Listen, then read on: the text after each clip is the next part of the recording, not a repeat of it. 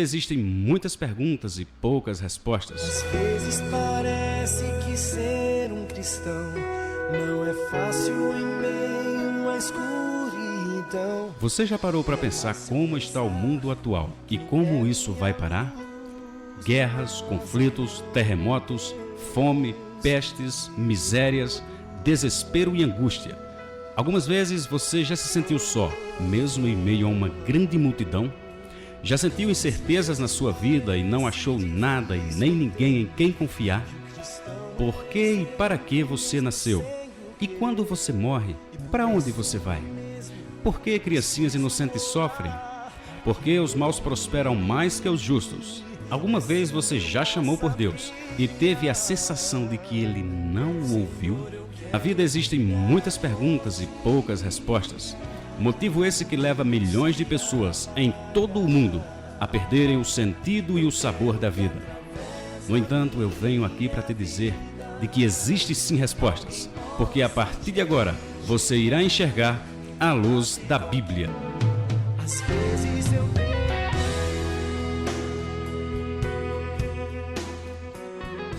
Pois é, meu amado ouvinte, a partir de agora você irá enxergar a luz da Bíblia. 13 horas e 3 minutos aqui pela Rádio Água Branca FM.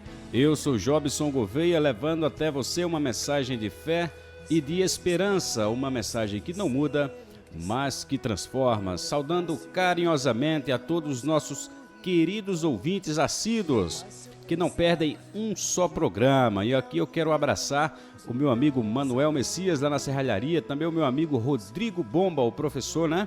Sintam-se todos abraçados aqui por nós que fazemos o programa A Luz da Bíblia. É uma alegria imensa saber que tem pessoas como vocês que ouvem o programa e que esperamos em Deus que a mensagem que aqui esteja sendo dita possa criar raízes no coração de todos vocês. Eu sou Jobson Gouveia e esse é o programa A Luz da Bíblia. Senhor, eu quero brilhar por ti, não se apagar.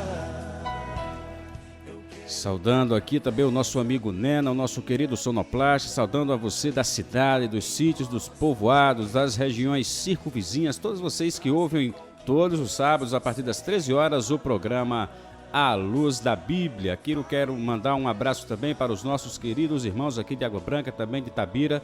Hoje não pudemos ir a Tabira porque estávamos sem transporte, né? E também sem celular, então não dava para se comunicar com ninguém. Mas, pela graça de Deus, estamos aqui para levar até você, através das ondas sonoras, mais uma mensagem de fé e de esperança. Hoje nós vamos ver um tema maravilhoso.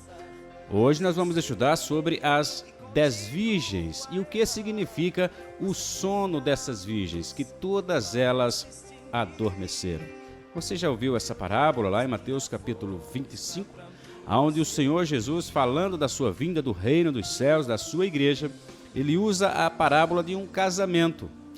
As virgens prudentes, que eram 5, e as virgens loucas, mais 5. Se você quer saber o que significa isso, fique por dentro, não desligue o seu rádio. Você que vai aí no seu carro, no seu aparelho móvel, MP3, no seu tablet, qualquer que seja o seu meio de comunicação, você que está arrumando a casa, lavando a louça, almoçando agora, o nosso carinhoso abraço, não desligue um só minuto e seja grandemente abençoado com a mensagem de hoje. Mas antes, nós vamos meditar na linda letra de um hino musical.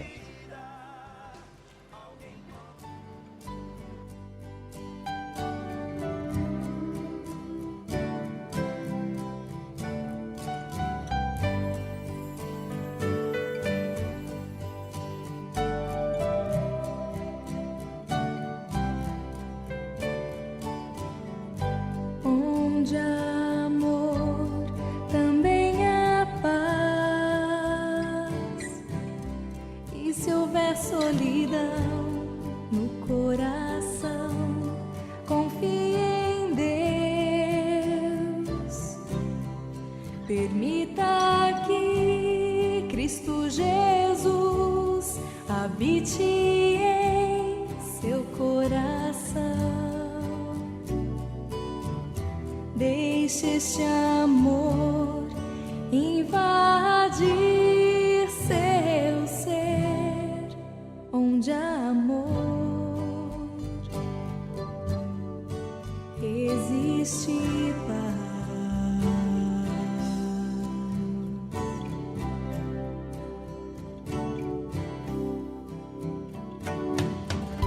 Onde houver fé, sempre haverá razão para sonhar e buscar um lar de amor. Onde a dor lá não haverá e você será feliz. Sempre haverá motivos pra sorrir. E onde estivermos, vamos cantar.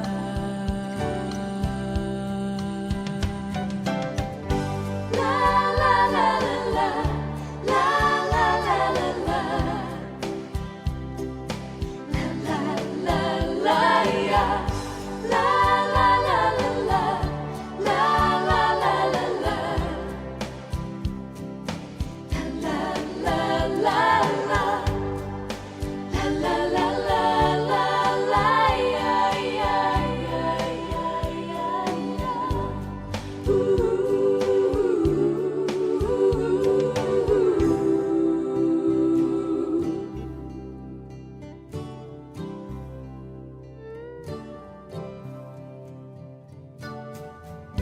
Se confiar, tudo pode mudar.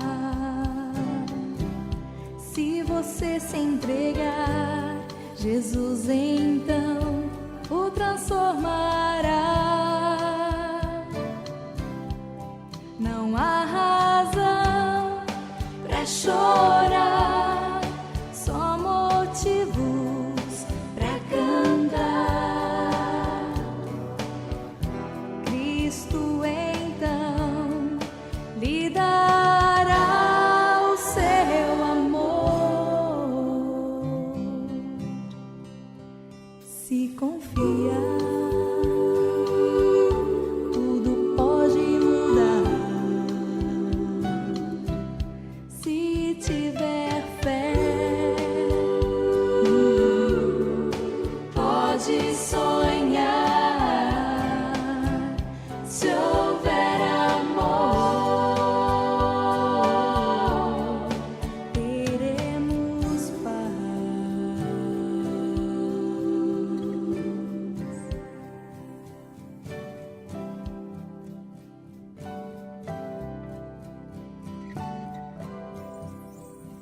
Se houver amor, teremos paz.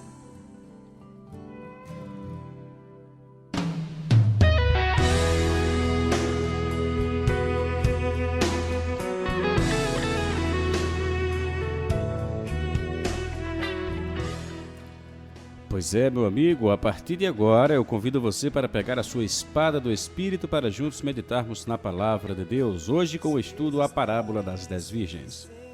Vamos dar uma viajada aqui em outros textos bíblicos para sabermos o que de fato essa parábola significa. Não ficaremos apenas nela.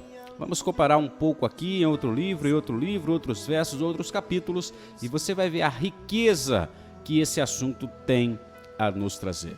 Se você puder pegar a sua Bíblia, por favor, não hesite em fazê-lo, porque vai ser Deus falando com você ao você abrir a Bíblia Sagrada, as Escrituras, a Palavra de Deus. Também quero mandar um abraço para o meu amigo e o irmão Damião, lá no Olho d'Água, no sítio Olho d'Água. Que Deus te abençoe, meu amigo Damião.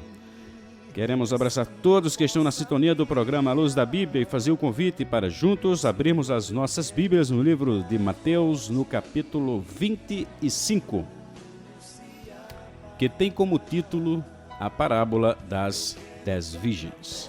Acompanhe comigo. Então o reino dos céus será semelhante a 10 virgens que, tomando as suas lâmpadas, saíram ao encontro do esposo. E 5 delas eram prudentes e 5 loucas. As loucas, tomando as suas lâmpadas, não levaram azeite consigo, mas as prudentes levaram azeite em suas vasilhas com as suas lâmpadas.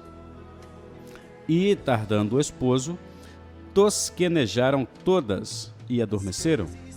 Mas à meia-noite ouviu-se um clamor: aí vem o esposo, saí-lhe ao encontro. Então todas aquelas virgens se levantaram e prepararam as suas lâmpadas. E as loucas disseram às prudentes: dai-nos do vosso azeite, porque as nossas lâmpadas se apagaram. Mas as prudentes responderam, dizendo: não seja caso que nos falte a nós e a vós. Ide antes aos que o vendem e comprai-o para vós. E tendo elas ido comprá-lo, chegou o esposo, e as que estavam preparadas entraram com ele para as bodas, e fechou-se a porta. E depois chegaram também as outras virgens, dizendo: Senhor, Senhor, abre-nos. E ele respondendo disse: em verdade vos digo que vos não conheço. Vigiai, pois, porque não sabeis o dia e nem a hora em que o Filho do Homem há de vir. Aqui, seguindo o capítulo 24, quando Jesus fala dos sinais da sua vinda, da grande tribulação, ele entra com uma série de parábolas relacionadas aos últimos dias. Dentre elas, destacamos aqui a parábola das 10 virgens. Essa parábola que significa uma comparação, um ensinamento paralelo. Jesus usa esse assunto desse casamento para fazer uma analogia, uma comparação com a sua vinda, quando ele trará o reino da glória de Deus. Vivemos hoje no reino da graça. Quando Jesus vier em pessoa, onde todo olho o verá, ele trará o seu reino da glória, do poder, aonde ele virá assentado no trono da sua majestade, rodeado de milhões e milhares de anjos, e levará a sua esposa ou a sua igreja. Trocando em miúdos, decifrando os símbolos, logo no verso 1, então o reino dos céus será semelhante a 10 virgens que, tomando as suas lâmpadas, saíram ao encontro do esposo. O reino dos céus será semelhante a 10 virgens. Virgens, na Bíblia, de acordo com 2 Coríntios capítulo 11, verso 2, significa o povo de Deus. Não vamos ler aqui, porque temos muitos versos para ler e talvez o tempo não nos seja favorável, mas você pode fazer o seu acompanhamento em casa, ok? 2 Coríntios capítulo 11, verso 2, Paulo diz que está com zelo. Ele tem um zelo de preparar um povo, pessoas, a igreja, como se fosse uma noiva pura, virgem, para apresentar diante de Jesus.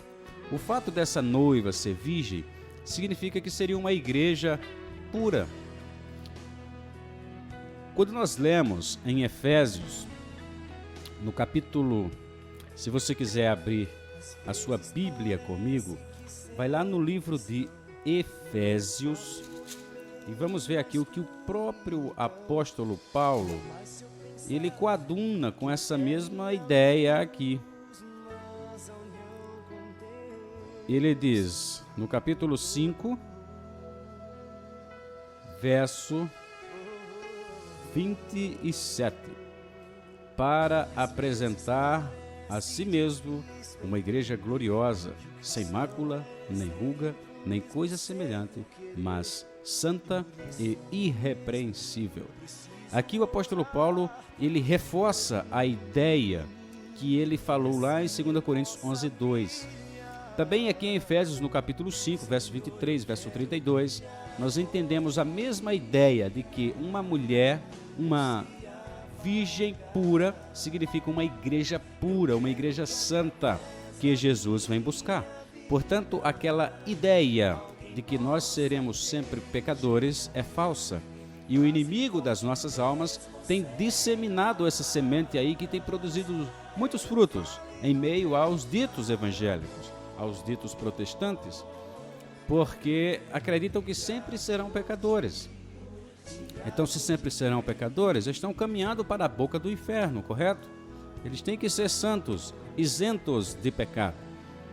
Tem que refletir o caráter do seu mestre, o Senhor Jesus Cristo. Então, essa é a igreja que Jesus vem buscar. Ora, Jesus puro, santo, imaculado, ele vem buscar uma igreja contaminada, muito menos uma prostituta lá do Apocalipse 17? Creio que não. Acredito nos textos que acabamos de ler. Os textos de 2 Coríntios 11:2, Efésios capítulo 5, verso 27, pura. Portanto, uma virgem significa uma igreja pura e imaculada. Aqui na parábola, Jesus usou o número 10. Por que Jesus usou o número 10? Porque o 10 é símbolo da totalidade, da universalidade, do todo.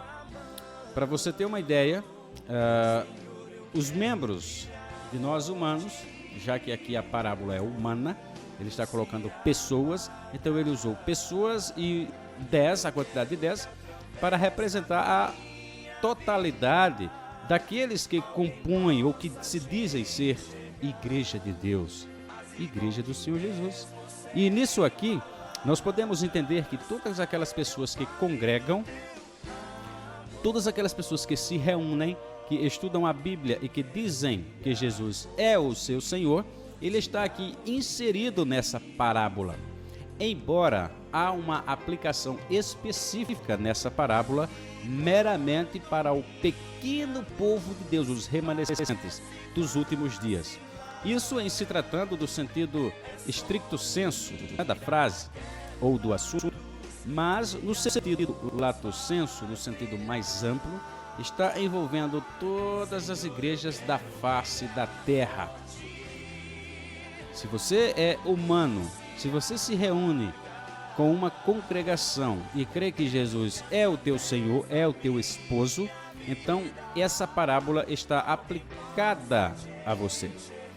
Então, até aqui no verso 1, entendemos que a virgem ou as 10 virgens significam 10 igrejas. Por que 10? Porque a totalidade, todas as igrejas que levam o nome do Senhor Jesus, como diz lá em Isaías capítulo 4, a partir do verso 1. Se chamar de cristão, de descendentes de Cristo, de que são discípulos de Cristo, então você faz parte dessas 10 virgens.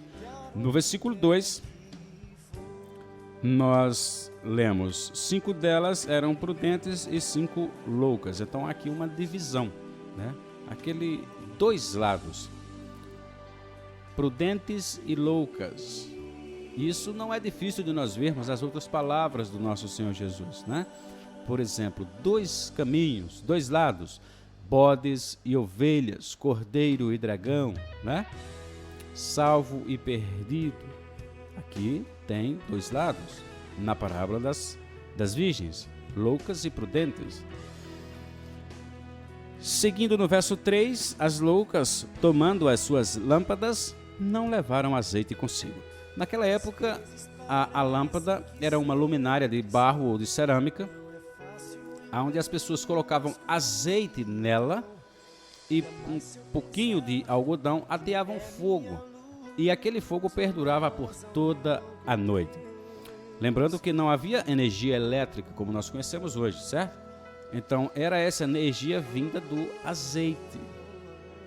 O azeite produzia, junto com o algodão, um fogo. 4. Mas as prudentes levaram azeite em suas vasilhas com as suas lâmpadas. Aqui, as loucas não levaram azeite de reserva. Lembrando que esse símbolo do azeite, o fato de ser um azeite, eu não sei se você conhece a história das antigas escrituras, lá no Antigo Testamento, aonde, quando Deus queria ungir um rei, ele queria levantar uma pessoa como rei, ele pedia para que o profeta, o sacerdote, pudesse ir até ele e então aspergir o óleo, azeite na cabeça daquela pessoa como símbolo de que a partir de agora estava ela sendo separada, inaugurada, ungida por Deus para o ofício sagrado. Por exemplo, nós podemos ver lá na vida de Samuel, né, com Saul, com o rei Davi e muitos outros. Então a pessoa aspergia, no caso o profeta aspergia sobre a cabeça, derramava o óleo da unção, e aquele óleo representava que a partir de ali estava ela dotada com o poder do Espírito de Deus agora. Era o ungido do Senhor. Portanto, quando essas virgens loucas não levam azeite na sua vasilha, significa que elas não estão cultivando o Espírito de Deus, não estão guardando o Espírito de Deus na sua vida, pelo contrário, estão afugentando. Elas estão fazendo coisas em que o Espírito de Deus não pode ficar perto delas, e tampouco elas se acham que estão precisando dele. Já no verso 4, as prudentes levaram azeite em suas vasilhas com as suas lâmpadas. E essas virgens prudentes, que são aqui retratadas como as pessoas que serão salvas, né? Elas têm bastante azeite na sua vida, ou seja, elas têm o poder do Espírito de Deus na sua vida. É notório a atuação do Espírito de Deus na sua vida, quer seja nas suas palavras, nas suas ações, nos seus atos, nas suas vestimentas, na forma de comer, na forma de beber. As pessoas, elas enxergam nesse grupo de pessoas, pessoas diferentes, pessoas consagradas, aonde Deus está atestando que são seu povo. Deus está atestando que são os seus salvos. Aqueles que vão se salvar porque cultivaram e obedeceram a Deus ao longo da sua vida. E agora no verso 5 nós vamos ver a consequência. No verso 5, e tardando o esposo, tosquenejaram todas e adormeceram. Aqui é uma consequência de não zelarmos até o absoluto, até o máximo. Mesmo aquelas virgens que estavam com o Espírito Santo de reserva, elas acabaram confiando na sua própria obra, no seu próprio pulso, no seu próprio braço, e acabaram caindo também. A Bíblia chama de adormeceram. Todas as 10 virgens adormeceram. Embora 5 tenham se salvado, mas em um momento elas adormeceram. Significa que em um momento elas erraram ainda na sua vida. Em um momento deixaram de fazer aquilo que era para fazer, o que Deus pedia. Deus, pela sua misericórdia, as aceitou de volta. Agora, eles dormiram. Que tipo de dormida foi essa? Que tipo de sono foi esse que pegou todas essas noivas? Olha só, Efésios, no capítulo 5, ele vai lançar luz sobre esse tema aqui. Como disse, nós vamos ler vários versículos para que possamos ficar mais por dentro ainda dessa parábola. A Bíblia é um livro fabuloso, um pouco aqui e um pouco ali, e assim as ideias de Deus vão ficando claras ao nosso entendimento. Efésios, no capítulo 5, abra comigo, você vai ver aqui nova luz que o apóstolo Paulo joga sobre esse texto. Ele diz, Efésios capítulo 5, a partir do verso 14, ele diz, por isso diz, desperta, tu que dormes, e levanta-te de entre os mortos, e Cristo te esclarecerá. Portanto, vede prudentemente como andais, não como nécios, mas como sábios, remindo o tempo, porquanto os dias são maus. Por isso não sejais insensatos, mas entendei qual seja a vontade do Senhor, e não vos embriagueis com vinho, em que há contenda, mas enchei-vos do Espírito. Particularmente, aquelas virgens que não levaram o azeite, elas não se encheram do azeite, se encheram possivelmente do vinho, se encheram de outros tipos de bebedices, de outro tipo de bebidas, mas do vinho elas não se encheram. Esse vinho aqui, do azeite elas não se encheram. O azeite é símbolo do Espírito de Deus. Olha só no verso 18: mas enchei-vos do Espírito. Curioso é que por um momento aquelas 5 virgens prudentes, elas estiveram cheias do Espírito de Deus. Elas ouviam a voz de Deus, elas entendiam a palavra de Deus, elas praticavam a palavra de Deus, mas não no seu máximo, não 100% no seu coração, talvez 90% até 99%, mas Deus quer sempre 100%. Quer que você faça o máximo, quer que você dê o melhor de você, porque uma vez Ele já deu o melhor do céu, o melhor dele para você. Ele deu o seu único filho, o unigênito do céu, para morrer por você. O maior presente, a maior dádiva que alguém poderia receber, Deus nos deu. E Deus deu seu Filho Jesus na condição de quando nós ainda éramos pecadores, salteadores, bandidos, malfeitores. Estávamos condenados pelos nossos próprios pecados. Ou seja, Deus nos deu não porque eu merecia ou você merecia. Ninguém merecia a vida do seu Filho imaculado. Deus nos deu porque temos um estranho ato do seu amor. O mistério do seu amor, que é tão grande e que será motivo de estudo ao longo da nossa eternidade, quando estivermos com Ele lado a lado. Então perceba que aqui Paulo nos abre mais os olhos. Desperta tu que dormes. Ora, que sono é esse? Por exemplo, eu preciso despertar um cara que está ao meu lado aqui, morto fisicamente, verdadeiramente falando? Claro que não. Então esse sono é um sono espiritual. A pessoa está morta espiritualmente, ela está vivendo na carne. Os desejos dela são carnais, são mundanos. Tudo que palpita em seu coração, tudo que late na sua mente, meu amigo, são coisas para esse século, são as coisas desse mundo. E para o homem espiritual, as primeiras coisas devem ser as coisas espirituais. Então, se você é espiritual, você está acordado, você não está dormindo, você está vigiando, você é mais do que aquelas virgens prudentes, porque mesmo as prudentes, em um determinado tempo, elas dormiram, ou seja, elas voltaram às práticas mundanas, se converteram, é verdade, mas elas não foram 100%, porque dormiram como as demais, ou seja, elas praticaram coisas iguais às 5 loucas, às 5 carnais.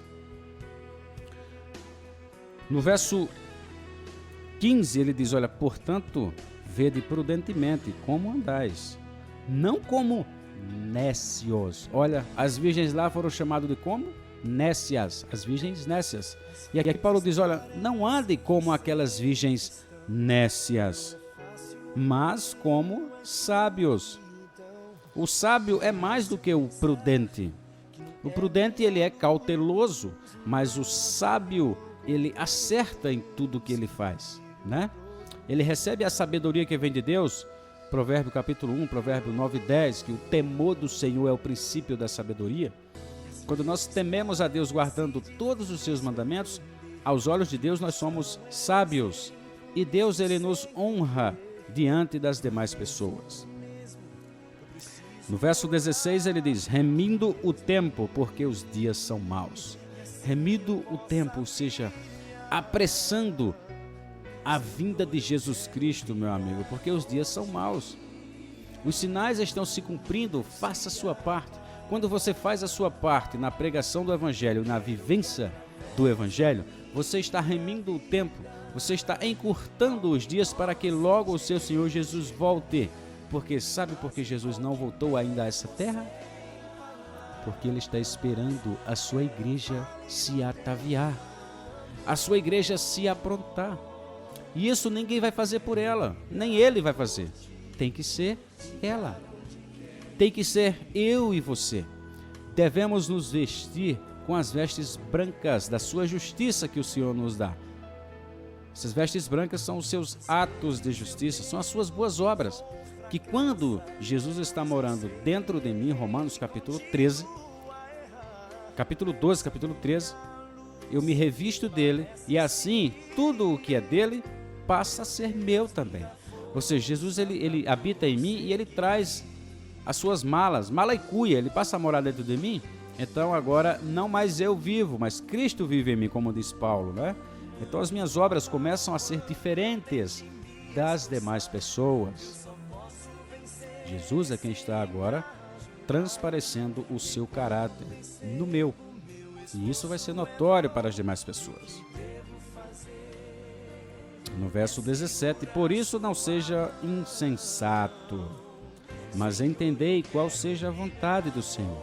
A vontade de Deus, meu amigo, é que você se prepare, é que você vigie, é que você a todo instante esteja com a sua lâmpada cheia do Espírito, não do vinho, que causa embriaguez e vergonha, não de outras bebidas, não de outras coisas desse mundo que vão empantufar a tua mente e o teu coração, e as coisas de Deus vão perdendo a impressão. Porque existe uma lei da física que diz que duas coisas não podem ocupar o mesmo espaço e ao mesmo tempo. Você não pode agradar a dois senhores, meu amigo. Ou você se liga nas coisas de Deus ou estará ligado automaticamente às coisas de Satanás. Não vai existir um terceiro termo, entende? Dois. Lembra-se lá dos dois caminhos? Pois é, lembra lá das divisões que o próprio Jesus falou da igreja, das 5 prudentes e 5 nécias? 2. Bode, ovelha, dragão e cordeiro sempre vai ser 2. Salvo, perdido, não existe um terceiro, muito menos um quarto. Então, voltando lá para Mateus, no capítulo 25, no verso 6, mas à meia-noite ouviu-se um clamor, aí veio o esposo, saí-lhe ao encontro. Esse clamor da meia-noite vai ser dado por um pequeno grupo de pessoas, para que todas as igrejas, as 10 igrejas, se despertem. O clamor da meia-noite. Meia-noite é uma simbologia para as horas finais desse planeta Terra, aonde o povo vai estar vivendo em trevas, tanto físicas quanto espirituais, literalmente. Então, à meia-noite, quando as pessoas acharem que não há mais solução, não há mais esperança, não existe um Salvador, o mundo vai se acabar aqui mesmo. Então, um pequeno povo, irradiante pela glória de Deus, chamado de os 144 mil, estarão dando esse clamor da meia-noite. Enquanto multidões, a própria igreja vai estar sendo perseguida na sua totalidade e morta. Esses 144 mil que vão estar dando esse clamor para que a própria igreja desperte, para que a própria igreja se acorde do seu sono. Esse povo não vai passar pela morte. Satanás vai tentar de todas as formas calar esse clamor, calar esses 144 mil, mas não poderá. Eles receberam o selo do Deus vivo e agora eles clamam a plenos pulmões, Isaías 58. Satanás tremerá na base, porque ele vai ver 144 mil Jesus refletidos nessa terra. Ele não vai ter que lutar contra um Jesus, mas contra 144 mil Jesus. Sabia disso? Cada um dos 144 mil, eles vão ter as mesmas qualidades, as mesmas prerrogativas de Jesus. Então, definitivamente, se com um Jesus enfrentando a Satanás ele já estava perdido, imagina com mais 144 mil. E ele está definitivamente acabado. Então a sua ira se volta contra os dele mesmo, aqueles que ele enganou durante todo o tempo. a se voltar contra eles, porque o que ele sabe fazer é isso, é matar, roubar e destruir. Satanás, ele é um vampiro, ele suga tudo o que você tem, depois ele te mata, ele acaba com você. Te deu aquelas alegrias passageiras, aqueles momentos de êxtase, mas depois ele quer ver você na lama, ele pisa em você, ele acaba com você, ele mata definitivamente você. Todas aquelas virgens se levantaram e prepararam as suas lâmpadas, e as loucas disseram às prudentes: dai-nos do vosso azeite, porque as nossas lâmpadas se apagam. E qual foi a resposta das prudentes? Não, vá comprar lá, porque se vocês pegarem do nosso, vai faltar para nós dois, para nós duas, né? E aí as loucas correram para ver se havia algum lugar ainda para comprar o azeite. Quando elas chegaram, as prudentes já tinham entrado. Tinham se arrependido, as prudentes, né? Tinham despertado do sono, se arrependeram da besteira que fizeram em cair no sono, em voltar atrás, em praticar de novo as práticas mundanas, mas ainda deu tempo de se arrependerem e entraram com o noivo. Foram salvas. Aquelas outras, as nécias, perdidas. Sabe, meu amigo, olha, no mundo hoje nós vemos um tremendo sono espiritual. Não é à toa que Jesus falou essa parábola. Era a condição imediata à sua volta. Era o sono espiritual. Todas as igrejas estão dormindo. Todos os pregadores estão pregando mentiras. Todas as ovelhas estão comendo de mentirinha. Entende? No livro de Romanos, no capítulo 13, no verso 11, o apóstolo Paulo nos enfatiza mais uma vez essa questão do sono. Certamente é uma coisa muito séria, porque você vai ver que em vários versículos eles batem nessa mesma tecla, meu amigo. Romanos capítulo 13, verso 11, ele diz: e isto eu digo, conhecendo o tempo, que já é hora de despertarmos do sono, porque a nossa salvação está agora mais perto de nós do que quando aceitamos a fé. Puxa, isso é lógico. Quando eu me converti há 6 anos, 7 anos atrás, a salvação ela está mais perto do que quando eu aceitei. O dia da salvação. É lógico que quando eu digo um sim para Jesus, a porta do céu se abre para mim. Mas não quer dizer que eu fui salvo plenamente, totalmente naquele convite aceito por Jesus. Quando eu disse um sim, não. A porta se abriu, eu entrei por ela, agora eu devo permanecer andando no caminho. Quem é o caminho? João 14,6? Pois é. Entro pela porta que é Jesus, ando pelo caminho que é Jesus, para chegar até o Pai. Então, quando você ouve o convite de Deus, a salvação está te chamando, ela quer te salvar. Só que não vai ser a salvação em definitivo, a menos que você morra, segundos depois de você dizer um sim. Mas se você permanecer vivo, a salvação é um processo, e você deve andar pelo caminho da salvação, não sair dele. Você deve andar de mãos dadas com Jesus todos os dias da sua vida.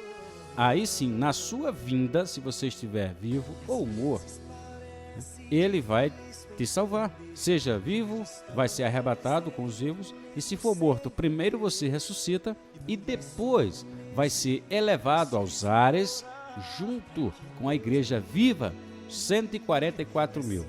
Se aquela festa espiritual tamanha. Mas o assunto do sono, ele é, pelo menos pelo apóstolo Paulo, ele é batido, viu, meu amigo? Olha, se você abrir em 1 Tessalonicenses, no capítulo... Perdão, não é 1 Tessalonicenses. Ou melhor, 1 Tessalonicenses, no capítulo 5 e no versículo 19. Ele diz, olha, não deixe o Espírito de Cristo se extinguir. As nécias deixaram o Espírito de Cristo se extinguir. Por quê? Porque elas dormiram. Se eu estou vivo, acordado no meu sono espiritual, o Espírito de Cristo, ele não vai se extinguir, meu amigo. Não vai. Aliás, Deus quer que você seja um atalaia. Qual o papel do atalaia? Qual o papel do vigia, da sentinela? É subir lá naquela torre, colocar uma cadeira, cruzar as pernas e dormir? Não. O papel dele é vigiar. Por isso que na Bíblia nós encontramos várias admoestações. Vigiai, sede sóbrios, sede prudentes, sede sábios. Vigiem, meu amigo. Vigiem. É o que a Bíblia sempre nos ensina. Em 1 Tessalonicenses, ainda em 1 Tessalonicenses, no capítulo 5 e no verso 6, o apóstolo diz, olha, não durmamos, pois como os demais, mas vigiemos e sejamos sóbrios. 2 advertências, não durma, meu povo. Você que diz ser igreja de Deus, não durma. Você que quer encontrar o Senhor nos ares, dá um caloroso abraço nele, vê-lo pessoalmente, como ele assim o é, sem nada de evento secreto, não, vai ser testemunhado por todos os habitantes da terra, até pelos mortos, verão a vinda de Jesus Cristo nas nuvens do céu com poder e grande glória. Se você quer ser um desses, você tem que estar esperto, acordado, vigiando, sóbrio, sábio, porque caso contrário, você automaticamente vai passar para o lado das virgens nécias, as virgens loucas, que acabaram dormindo e acordaram muito tarde. As prudentes dormiram, mas acordaram ainda em tempo. E uma coisa interessante, eu quero aqui meditar em um outro texto. Esse texto, ele diz, faz menção a esse assunto que estamos estudando aqui, no livro de Mateus, no capítulo 8, só que aqui a palavra é mais forte do que sono. Aqui a palavra é morte. Jesus tratando com alguns de seus discípulos. Capítulo 8. Capítulo 8 de Mateus, que diz o seguinte, a partir do versículo 22. Abra comigo a sua Bíblia. Ou melhor, não é o 22. A partir do verso 21. E outro de seus discípulos lhe disse, Senhor, permite-me que primeiro vá sepultar o meu pai. Jesus, porém, disse-lhe, segue-me e deixa os mortos sepultar os seus próprios mortos. Ora, as pessoas têm muita dificuldade em entender esse texto, mas ele faz menção diretamente a Mateus 25, a parábola das 10 virgens. Como assim? Ora, em toda a Bíblia, Jesus trata a morte como um sono, né? Essa morte física é tratada como um sono. Então, para Deus, quando ele usa a linguagem de um sono ou de uma morte aqui terrena, passageira, física, ele está tratando de um mesmo assunto, é a morte espiritual, é o sono espiritual. Quando esse discípulo aqui diz, olha, Jesus, me deixa logo sepultar o meu pai, para que depois eu vá, ou eu venha e te siga. Jesus disse, segue-me agora, deixa os mortos sepultar os seus mortos. Se você ler esse texto e for querer entender do jeito que ele está aqui, você vai ter que entender de que existem mortos-vivos que são coveiros, né? Mortos-vivos. Já viu aquele apocalipse zumbi? Passa na National, na Discovery.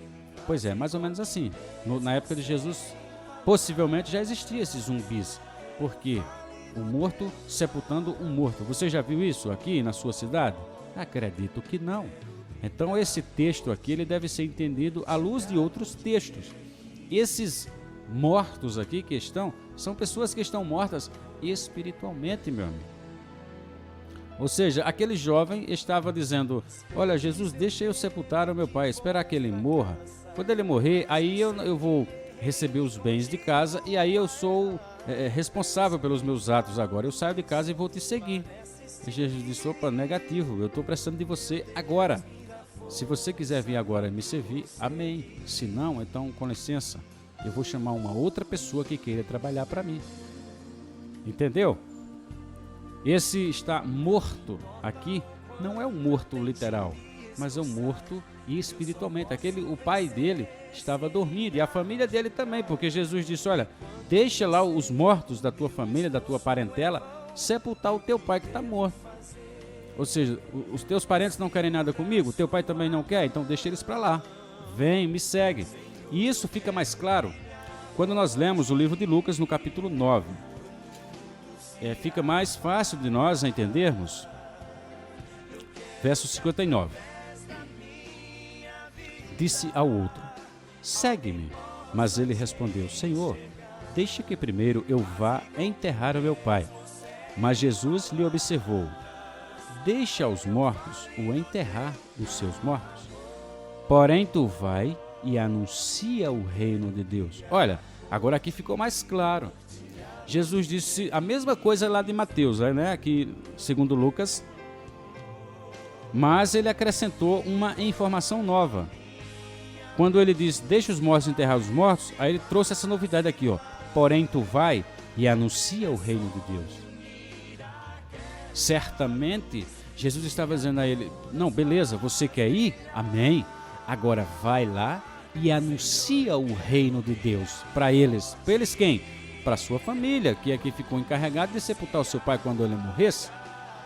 E para o seu pai, que ainda não tinha recebido o evangelho, estava morto espiritualmente. Jesus disse: não, tudo bem, você quer ir lá? Então vai agora. Seja um discípulo lá. Dê testemunho. Anuncia a eles que acordem do sono espiritual. Ei, o que estão praticando está errado. Salvação por obras não existe. Estão acostumados com a tradição da igreja, com o que o seu líder está falando e não questionam nada, não leem as escrituras. Está errado, estão mortos. Vai lá, discípulo, abre os olhos deles, porque senão vão morrer fisicamente e espiritualmente mesmo. Então vai lá. Isso aqui nos aclara mais ainda esse assunto tão maravilhoso. Também nós podemos ver um outro exemplo lá no livro de 1 Pedro, no capítulo 4. 1 Pedro capítulo 4, nós vemos que os mortos também, ou aqueles que estavam dormindo, eles receberam a pregação do evangelho. Ora, nós sabemos que ao morto está ordenado morrer uma só vez, Hebreus 9, 27, vindo depois disso o juízo. Mas aqui no verso 6, 1 Pedro capítulo 4, verso 6, porque por isso foi pregado o evangelho também aos mortos, para que na verdade fossem julgados segundo os homens na carne, mas vivessem segundo Deus em espírito.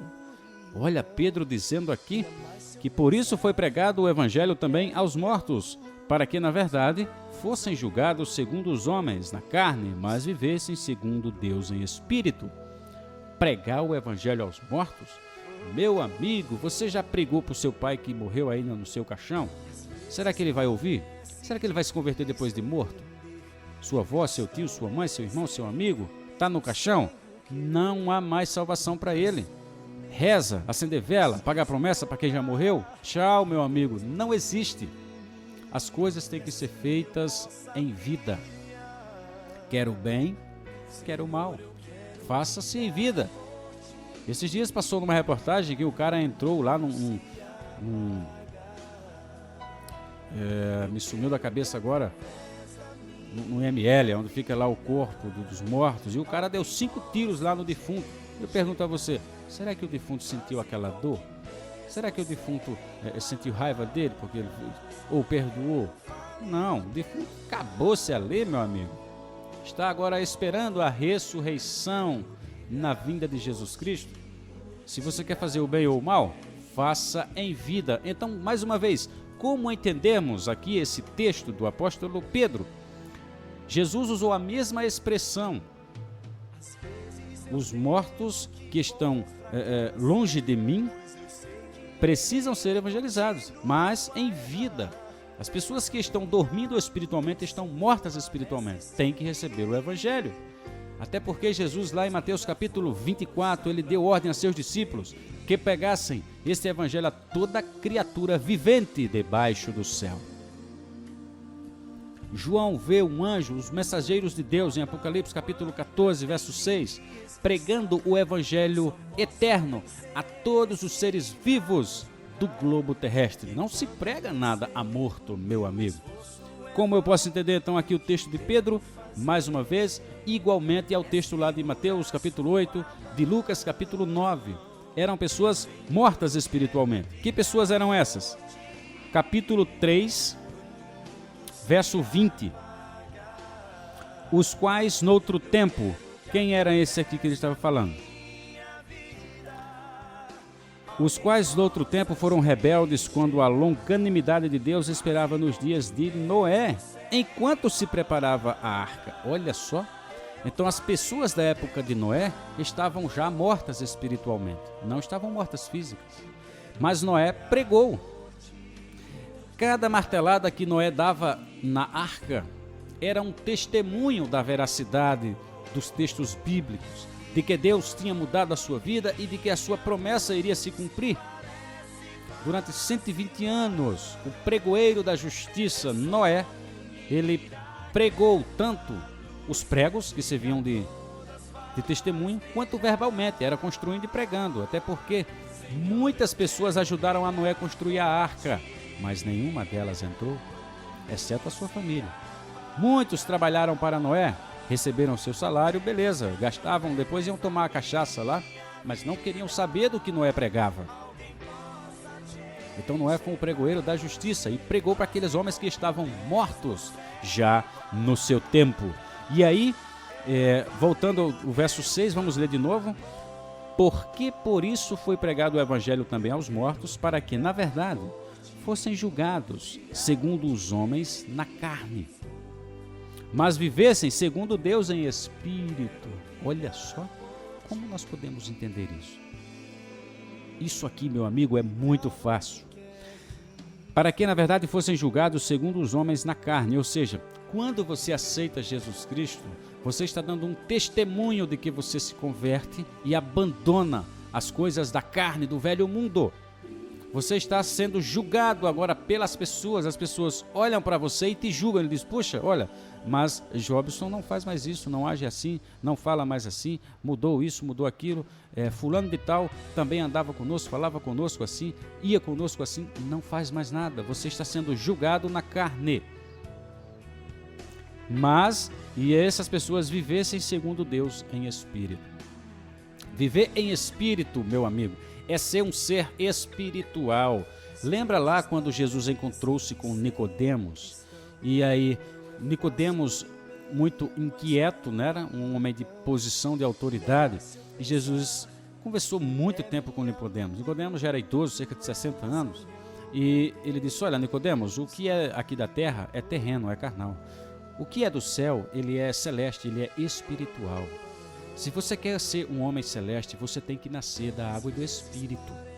Se você ficar aqui na terra, você vai continuar sendo um ser físico, um homem carnal. Se os teus olhos ficarem dirigidos para as coisas aqui da terra, você não pode herdar o reino de Deus. Porque esse corpo seu aqui, ó, carnal, ele deve se revestir. Esse teu corpo que é corruptível, de incorruptibilidade. Esse teu corpo, que ele é vendido à escravidão do pecado, à escravidão, ele deve se tornar um corpo santo, glorificado. Caso contrário, você não pode herdar o céu. A carne e o sangue não podem herdar o céu, diz o apóstolo Paulo. Então, esse texto de 1 Pedro é justamente isso. Fossem julgados esses homens que estavam ouvindo o evangelho segundo os homens na carne. Quando eu prego o evangelho para você, meu amigo, e você não aceita, eu estou servindo de testemunho contra você. Então ali há um julgamento entre eu e você, de que você está se perdendo pela sua livre e espontânea vontade. Você não quer mudança de vida. Você está conforme a sua carne pede, o seu desejo pecaminoso, entende? Você prefere alimentar a sua natureza carnal, terrena, do que se render aos pés do seu Salvador e fazer com que a natureza divina, a natureza espiritual que está gritando aí para ser alimentada dentro de você, possa sobrepujar a terrena. É nesse sentido, então, e é o único sentido que a Bíblia nos faz entender esse texto tão maravilhoso e que para os olhos dos indoutos, dos incautos e dos que não são servos, fica aquela Babilônia, aquela confusão. Mas Deus, que não é Deus de confusão, dá luz aos servos, aqueles que guardam os seus mandamentos, aqueles que recebem o seu sinal entre eles e o seu Deus, na sua mão e na sua testa. Esses Deus vai alimentando-os, e a luz da aurora vai brilhando mais e mais a cada dia, até se tornar um grande sol, um sol da justiça, um dia perfeito. Louvado seja Deus por essas revelações tão maravilhosas, meu amigo. Mas o fato é, todo o estudo está resumido na questão do sono espiritual ou da morte espiritual, porque para Deus não há diferença entre sono e morte, é uma coisa só, né? Por isso que quando você está dormindo, você não sente, não vê, e na morte é a mesma coisa. É por isso que Deus, que conhece a morte, usou esse paralelo para que quando você estivesse dormindo, já tivesse uma noção de como vai ser quando você morrer. Mas Deus hoje quer pedir aqui a você, diante dos anjos, fazer esse julgamento. Essa mensagem que aqui hoje foi proferida, ela está te julgando, está servindo de testemunho aos anjos. Os anjos de Deus que estão registrando aqui as palavras e os atos e os nossos pensamentos, e os anjos de Satanás que estão tentando te segurar nesse sono espiritual. A palavra aqui hoje foi proferida. Deus te advertiu do que você tem que fazer para sair desse sono espiritual. Enchei-vos do Espírito. Não se embriague com as glutonarias do mundo mal. Olha só, aqui ainda em 1 Pedro, capítulo 4. Ora, pois, já que Cristo morreu por nós na carne, armai-vos também vós com este mesmo pensamento. Qual o pensamento? Você, meu amigo, você tem que morrer para a carne, as coisas da carne. Você tem que nascer agora o Espírito de Deus dentro de você. Cristo morreu na carne? Morreu. Ele se tornou um ser espiritual, correto? Desde quando aqui já estava na terra. Ele tinha corpo físico, mas seu coração, a sua mente, não batia, não pulsava, não trabalhava para as coisas do corpo, mas para as coisas espirituais. Porque Jesus mantinha entretenimento constante. Mantinha uma conversa, uma confiança, uma amizade inabalável com o seu Pai. E isso o fez um vencedor. E se você está caído, adormecido ou morto espiritualmente, é porque certamente está faltando você andar com Deus como andou Enoque durante 300 anos, como andou Jesus durante seus 33 anos. Está faltando isso. Esse é o remédio, meu amigo, para a lepra do pecado, do sono espiritual, da morte espiritual. Aliás, é o único remédio que tem para você. Não existe outro. Médico nenhum pode te salvar, exceto o Senhor Jesus Cristo. Aqui, portanto, fica o meu apelo e a minha oração nesse momento, para que você desperte do sono enquanto ainda é tempo. Que você abra os olhos, que o Espírito de Deus possa fazer você fazer uma nova criatura, em nome de Jesus Cristo. Amém.